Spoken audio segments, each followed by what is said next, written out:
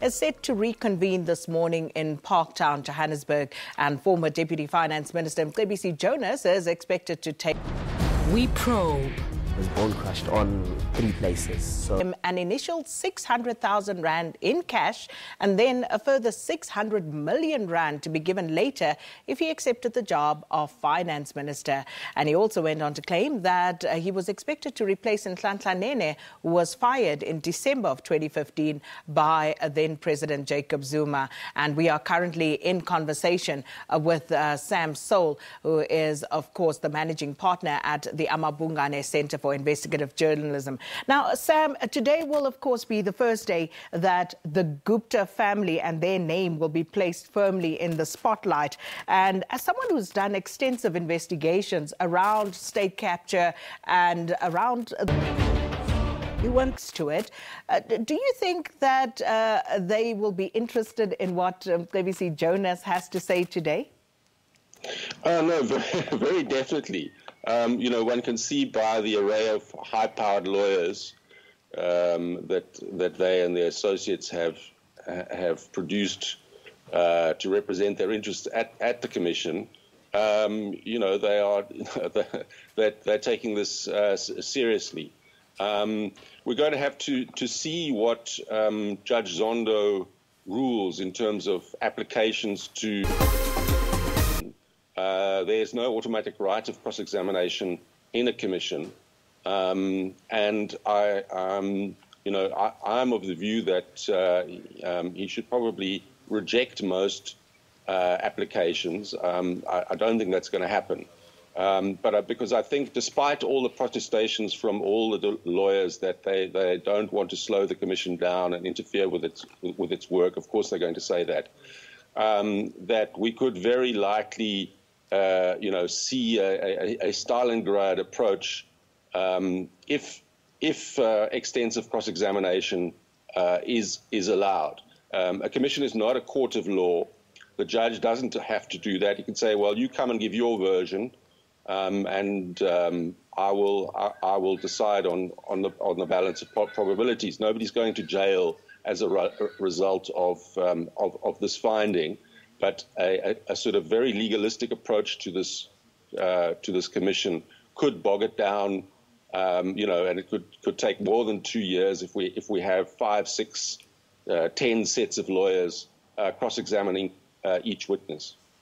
And given, as we'd already indicated, that they have denied these allegations by Mcebisi Jonas, Zuma, he's insisted that his relationship with the Guptas is above board. You have the Guptas themselves, do you expect more information to be presented in this regard and about what happened on their day by their legal teams? I doubt it at this stage. I think that judging by what the lawyers, said on the first day, they're going to keep their powder dry. They're going to see what evidence there is, and then they're going to give their clients a view.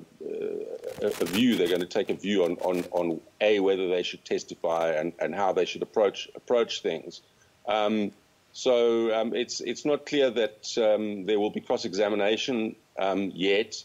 I think that's going to be later, because I don't think there's been any formal application in any of the defense lawyers, if you like, for that. So I think that it's more likely that Mr. Jonas will give evidence and then he may be recalled for cross-examination. Of course, perhaps in the background that has been agreed. I may be wrong, but I don't think they're going to be giving much away. I think if they do get a chance to question him, they will question him about, they again put what I think Mr. A.J. Gupta said. His passport shows he wasn't in the country. That kind of thing. But I think it'll mainly be Mr. Jonas telling his story.